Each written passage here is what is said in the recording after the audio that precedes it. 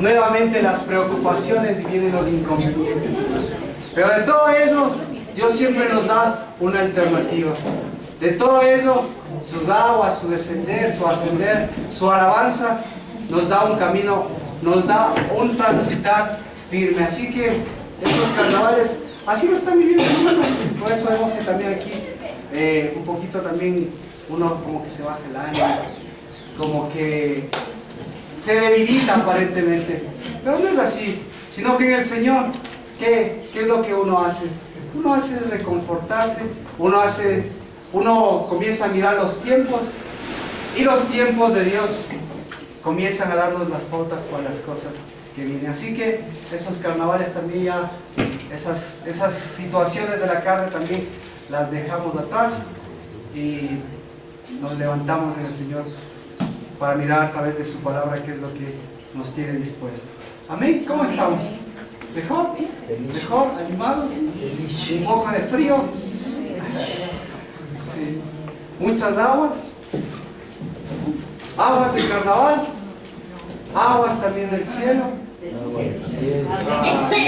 Que esas son importantes. Y sobre todo las aguas de Dios, que tienen una característica que hemos estado señalando.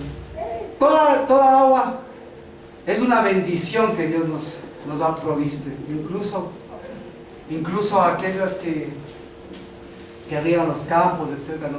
Pero hay una característica que comentamos con respecto a las aguas de Dios, que tienen dos elementos que las demás aguas no tienen, y que esos elementos pues son importantes que nosotros también los tengamos, porque esa agua, esa agua de vida, esa agua del Señor, tiene esos dos elementos que no solo producen vida, sino que también producen una regeneración. Las aguas de la regeneración producen una producción. Entonces, además de las cualidades del agua que nosotros conocemos, las aguas del Señor, que son particularmente del Señor, ¿qué elementos ustedes recuerdan que tienen las aguas del Señor? ¿Qué elementos tienen? ¿Perdón? ¿Recuerdan? Las aguas normales, ¿qué tienen? Tienen elementos químicos, pero aparte de eso, las características, ustedes saben, pues sirven para los campos, sirven para la vida, sirven para todas las situaciones, y el elemento importante para la vida se llama agua. Y sin la existencia de agua, no hay absolutamente nada. Y eso es un regalo que Dios nos ha dado. Pero las aguas del Señor, aparte de tener esos requisitos, esos elementos, tienen dos elementos que no, en cambio, no tienen las otras aguas. ¿Qué elementos son? Espíritu, agua. ¿El agua tiene sangre o la sangre tiene agua? ¿El agua tiene sangre o la sangre tiene agua? Espíritu y vida. Espíritu y vida, y sí, obviamente en la vida está, la sangre está en la vida, entonces también el agua está muy ligada a la sangre. Exactamente. Y además de eso, tiene otro elemento. ¿Qué elemento? ¿Qué elemento tiene? Un elemento así natural como el que acaban de describir ustedes. Como, ¿ah? Miel. Amén. Amén. Amén. Las aguas del Señor tienen miel. Y la miel del Señor es diferente a la miel normal. Y la miel, ustedes saben, es el alimento, el sustento de un cristiano. Es el alimento y el sustento de un profeta. Entonces, quien se dice profeta necesita miel.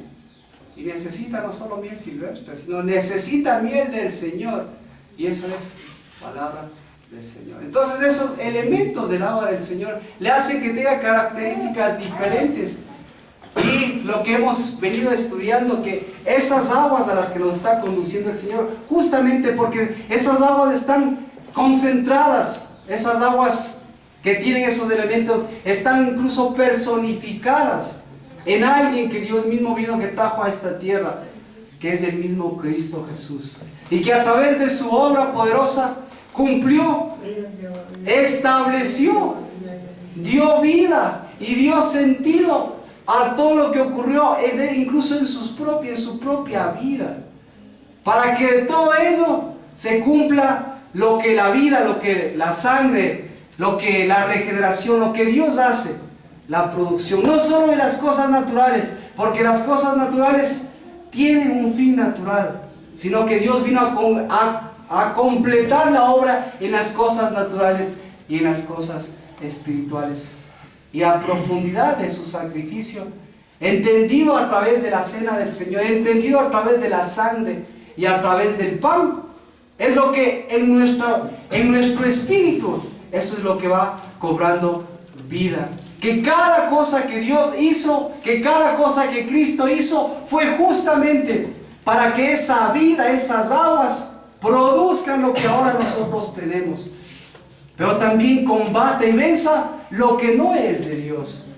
La vida no tiene nada que ver con la muerte, así como no tiene nada que ver el pecado con las cosas, con la obra santa de Dios. Entonces, la vida, la alegría, el gozo no tiene nada que ver con la muerte, con la tristeza, con la depresión. Pero sin embargo, eso es lo que nosotros vivimos en la carne. Y por eso Dios nos dejó estos elementos santísimos, que nos recuerdan, que nos hacen entender, pero que también nos llenan para vivificarnos. ¿Y para qué? Para que justamente eso sea lo vencido. Que se ha vencido los problemas, para que se ha vencido justamente que eso que vivimos cuando miren, solamente con el sol, cuando falta, ¿cómo nos sentimos? Cuando hace frío, ¿cómo nos sentimos? ¿Cómo nos sentíamos al principio del culto? ¿Cómo nos sentíamos? ¿Cómo nos sentimos?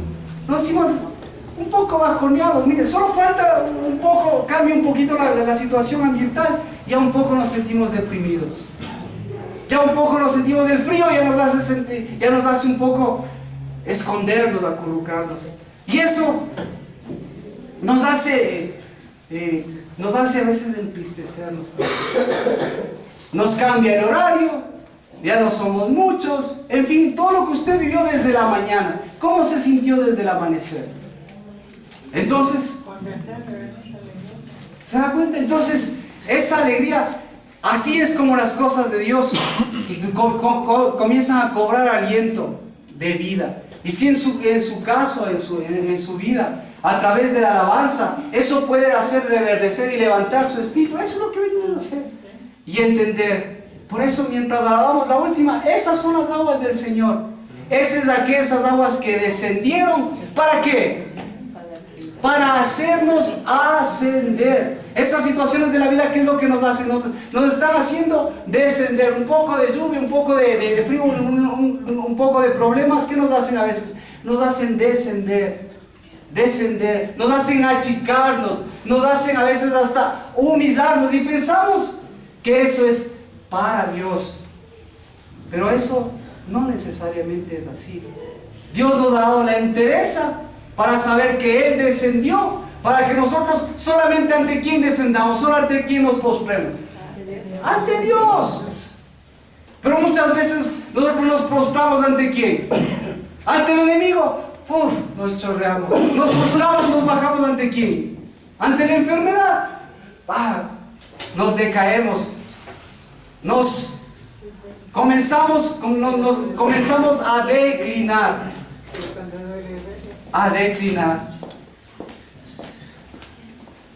Lo acaba de decir Anita. Eso no quiere decir que nosotros no nos duela, no que nosotros no tengamos sentimientos y emociones. Pero ojo, una cosa es vivir en esas circunstancias y otra es doblegarnos ante ellas. ¿Qué pasa si usted se doblega ante ellas? Pues ellas van a comenzar a tener más fortaleza. Entonces, ese es un ascenso y eso es un descenso.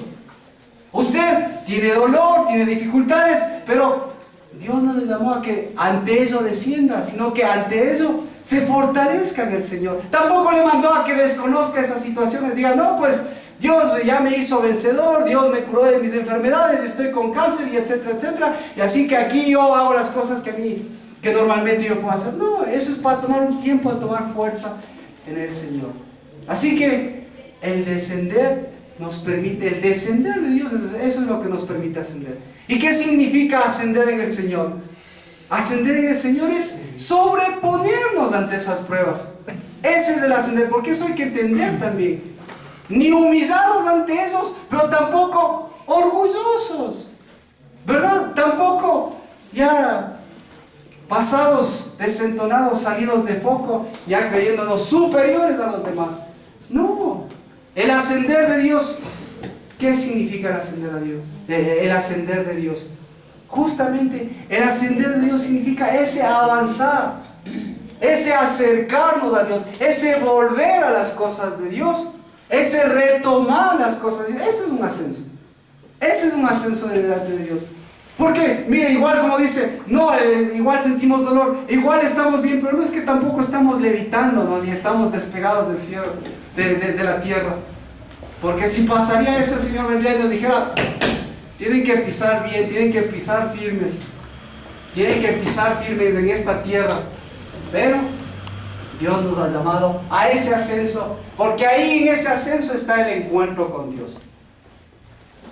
El ascenso de Dios no es ni crecimiento económico, no es ni crecimiento de conocimientos, sino el ascenso de Dios es ese avanzar, es ese producir, es eso que se traduce en una familia unida, que sigue adelante, que sigue venciendo dificultades, pero que sobre todas las cosas se demuestra en esa unidad, en el amor. Esto es el ascender. Porque cuando una familia, una casa, una iglesia está unida, ¿qué significa? Que está por sobre, que está adelante de todo lo que queda, de todo lo que está ahí merodeando, que son los enemigos. Eso del enemigo. El enemigo lo que quiere hacer es estancarle, encadenarle, ponerle pesos inútiles. Entonces, ¿qué pasa cuando sucede eso en los hogares, en su vida? Comienza a haber depresiones, comienza a haber cansancios, comienza a haber pleitos, comienza a haber enfermedades, comienza a haber disensiones, comienza a haber... Entonces, podrá haber pensado que ascendía, pero significa que está en un punto de encuentro con todas esas dificultades. Y esas dificultades usted sabe que no son de Dios, sino que de esas hay que dar un paso adelante. Porque ¿quién es el que tiene que... ¿quién es el que va delante de nosotros? Cristo. ¿Qué pasa cuando estamos juntamente con Cristo? ¿Quién nos va a alcanzar? No nos alcanza nadie. Eso es lo importante, que no nos alcanza. Entonces, Dios nos ha mostrado ese camino de ascenso y descenso, esas aguas de vida, y nos ha dado estrategias para hacerlo. De paso, les comento que el próximo, este próximo jueves, ya empezamos el PDL como una herramienta para poder identificar las cosas, eso justamente, las cosas que le están haciendo, que a usted le han detenido o a usted le han hecho descender y le han dejado ahí estancado. Entonces es importante identificarlas, porque Dios está haciendo todo lo posible para que usted ascienda. Pero esto es la responsabilidad suya, y esto es Dios que está haciendo. ¿Dios ha dejado de hacerlo? La respuesta es no. Pero usted tal vez desconoce qué es lo que está ocurriendo en su vida. Entonces, este próximo jueves, las personas que han hecho PDL pues saben que la centralidad del programa es justamente eso: aprender a conocer las cosas que están guardadas, estancadas en el corazón, y que no nos permiten en ningún sentido, en ningún área de nuestras vidas, vivir la verdad del Señor. Entonces Dios nos ha dado esta herramienta.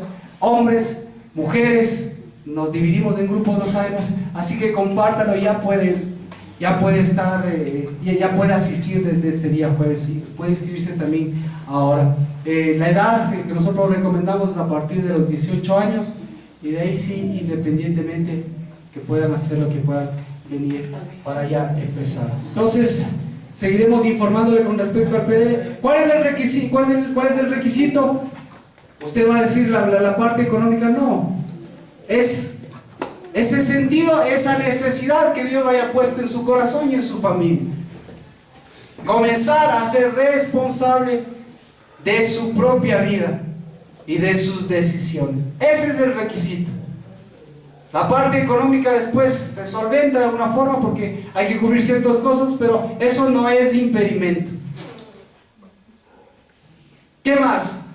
¿Es requisito que usted pertenezca a esta congregación?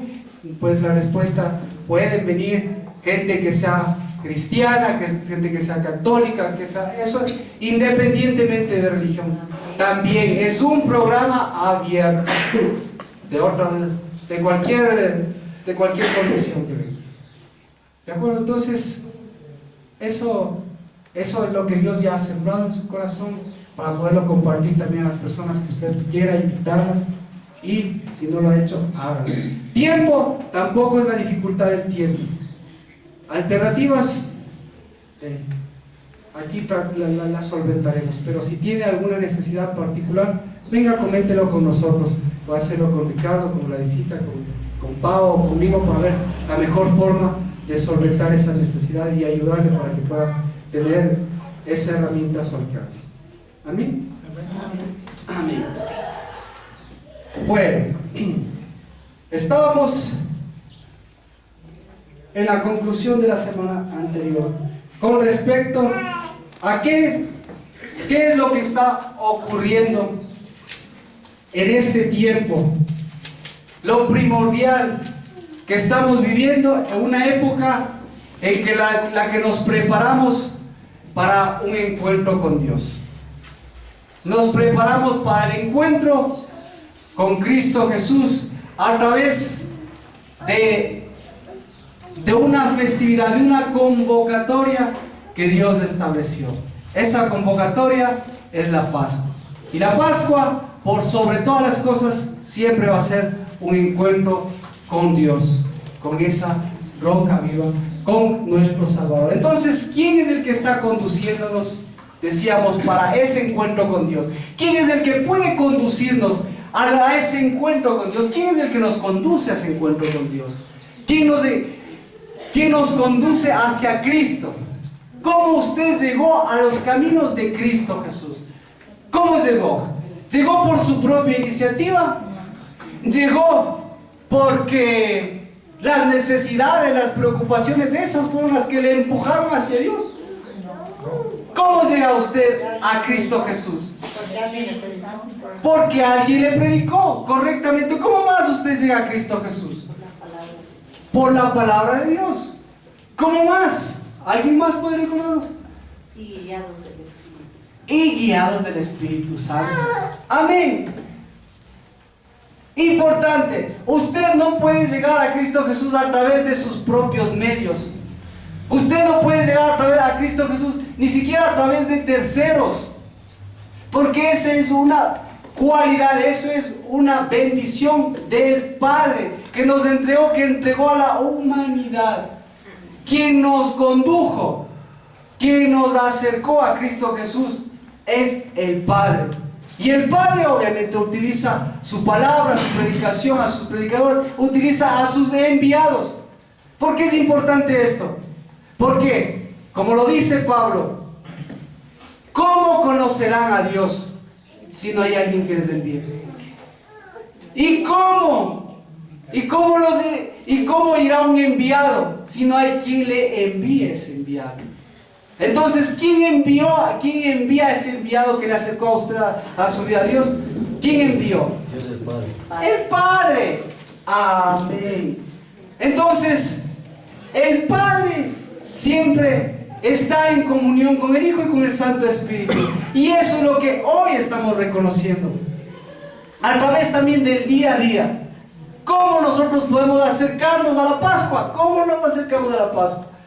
¿Nos podemos acercar por nuestros propios méritos? ¿Cómo nos podemos acercar a Cristo? ¿Nos podemos acercar porque tenemos dificultades, problemas, porque nos estén insistiendo? No, quien nos está conduciendo es el Padre.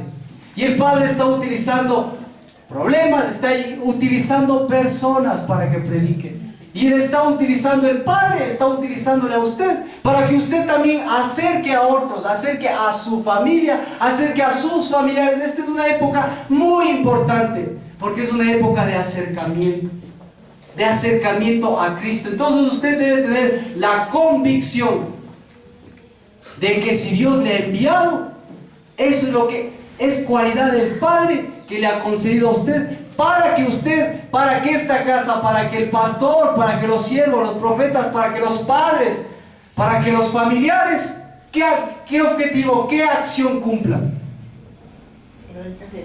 ¿Acercarles a quién? ¿Le vamos a acercar a la iglesia? ¿Le vamos a acercar a la familia? ¿Le vamos a acercar a la reconciliación para que se casen o para que tengan su trabajo? ¿Cuál es el punto más importante? El que se acerca a Jesús, el que tiene a Jesús, lo tiene todo. Amén. Entonces, más allá, más importante que mi propia vida, más importante que mi esposa se acerque a mí, más importante mi función a través de mi vida, y no la de predicación de mi palabra, a través de mi vida, a través de lo que Dios ha hecho en mi vida, es que mi esposa se acerque a quién. Entonces, este es el mejor tiempo que Dios ha dispuesto para que haya ese acercamiento a Cristo Jesús. Y obviamente usted también reconozca, nosotros reconozcamos como casa, como iglesia, que quien nos está conduciendo y hacia dónde nos está conduciendo. ¿Quién nos está conduciendo? ¿Quién nos debe conducir? El Padre. ¿Hacia dónde nos está conduciendo? ¿Hacia dónde tenemos? ¿Cuál es nuestro punto de encuentro siempre? Cristo Jesús. Porque si me quedo a mitad del camino, si me quedo en el agua, si me quedo en la preocupación, si me quedo... ¿Se da cuenta? Si solo resuelvo mi aspecto económico, si solo resuelvo mi parte de problemas con mi esposo, con mi esposa, con mis hijos, ¿qué pasa? Me quedo a la mitad del camino. Todos Dios nos ha dispuesto. En el trayecto se resuelven esas situaciones y se tienen que resolver. Porque Dios quiere que todos acudamos y vayamos a ese encuentro. Porque ese encuentro es un encuentro de engendramiento de cosas naturales. Y eso ya lo habíamos establecido la semana anterior. ¿Cuál es?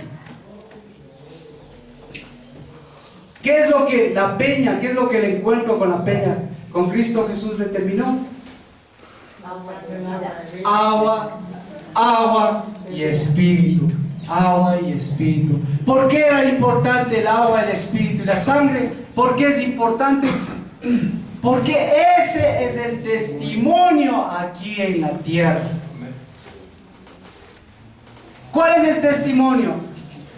¿Cuál es el testimonio? Que Dios me sacó de muerte a vida. ¿Cuál es el testimonio? Que Dios me dio una familia, que Dios me dio recursos económicos, me dio un trabajo. ¿Cuál es el testimonio?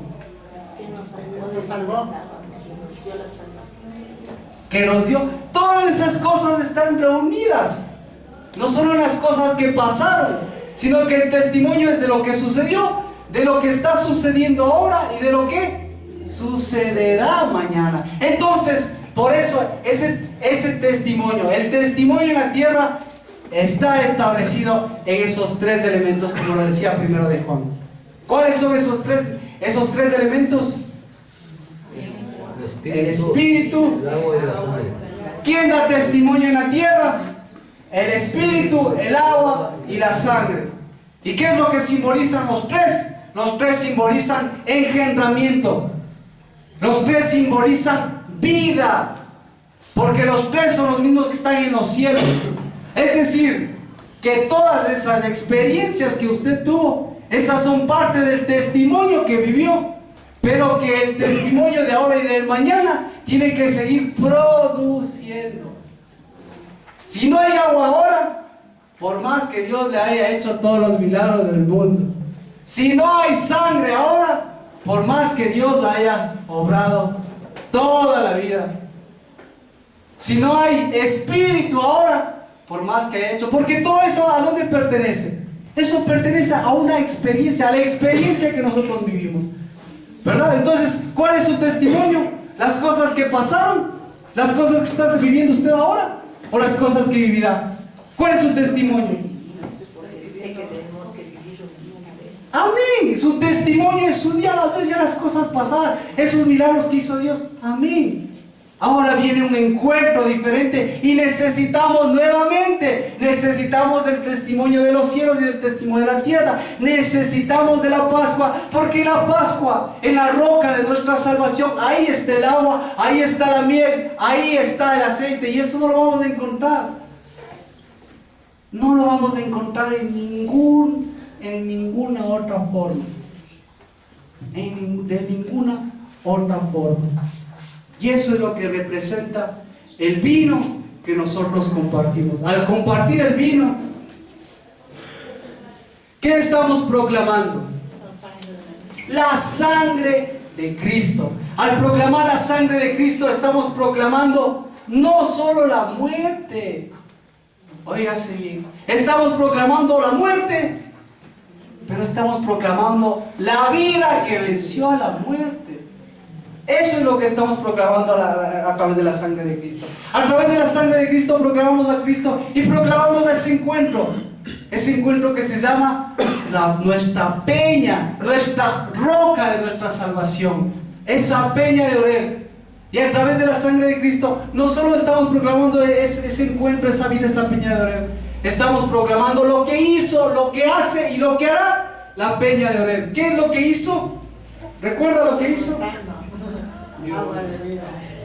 ¿Recuerda lo que hizo? Pues vamos a ver nuevamente que eso es importante para a la peña de Oreb. Deuteronomio capítulo 32, verso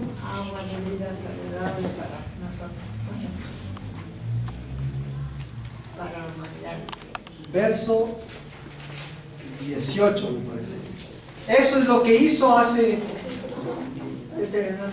capítulo 32, para que tenga siempre presente.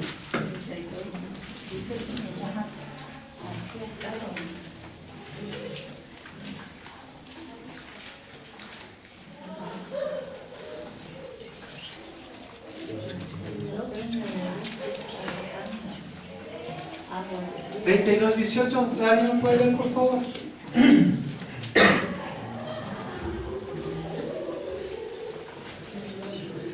De la roca que te creó te olvidaste, y te has olvidado de Dios tu creador.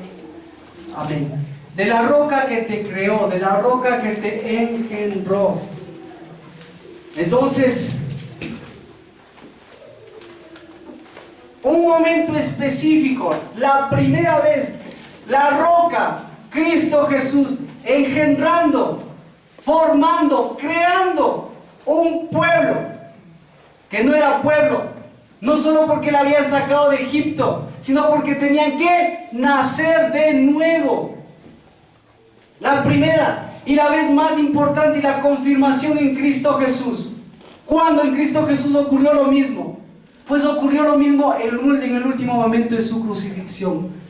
Y nuevamente Cristo diciendo: yo he predicado mi palabra, yo he hecho milagros, yo soy el Señor, a los demonios les he sacado, yo he actuado en el mundo natural y en el mundo espiritual, pero necesitan ser engendrados de nuevo. Y por eso nuevamente esa roca tenía que salir de esa roca. Agua y sangre. Amén. No lo olvide. Engendramiento. El agua y la sangre tienen que engendrar. Engendramiento. Desde la primera vez, desde la salida, no fue suficiente. No es suficiente con que les saque de la esclavitud. No fue suficiente con que les haya llevado por el desierto. No fue suficiente con que se haya mostrado en su presencia a Dios. ¿Es suficiente? Pues no fue suficiente ni que haya venido el mismo Cristo Jesús, si no hubiese cumplido la ley, los profetas, a través de su propia vida.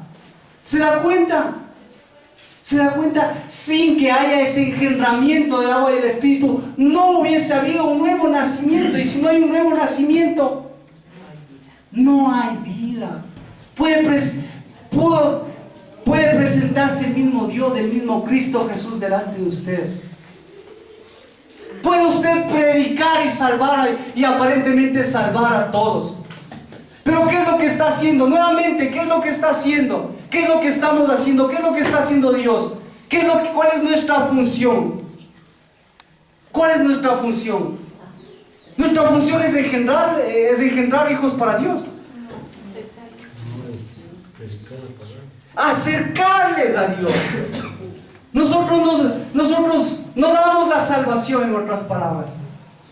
Nosotros acercamos a ese nuevo nacimiento que cada uno tiene que efectuarlo. Entonces, este es el momento propicio para que usted mismo, para que nuestra propia vida vuelva a engendrar. Ha pasado todo un año. La vida Dios la estableció a través de estos ciclos. Ha pasado